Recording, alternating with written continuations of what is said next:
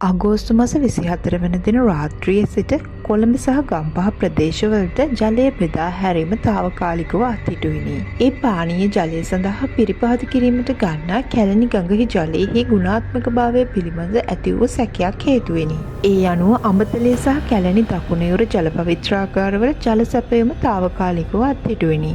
මෙලෙස ජල පවිත්‍රාගාරවල ජල සැපයීම తాවකාලිකව අත්හිටුවීමට සිදු වූයේ පෞද්ගලික කර්මාන්තශාලාවකින් පරිසරයට මුදා හැර ඇති රසායනික ද්‍රව්‍යයක් හේතුවෙනි. ජනතාවගේ ආරක්ෂාව සහ සුරක්ෂිතභාවය උදෙසා මෙලෙස අඹතලේ සහ බීගම ජල පවිත්‍රාගාර తాවකාලිකව ක්‍රියාවිරහිත කෙරිණි. මෙලෙස රසායන ද්‍රව්‍ය කාන්දු වී ඇත්තේ පෞද්ගලික සමාගමේ නිෂ්පාදනය සඳහා අවශ්‍ය කරනු ලබන රසායනික ද්‍රව්‍ය ගබඩාවේ සිට ආයතනය වෙත ප්‍රවාහනය කරමින් තිබියදී සිදුව ඇති කාන්දුවකින් පසුව මෙම රථය සෝදා ඇති අතර එම රසායන ද්‍රව්‍ය පරිසරයට එක්ව ඇති බව මධ්‍යම පරිසර අධිකාරියේ අධ්‍යක්ෂකවරයා විසින් සඳහන් කර තිබේ.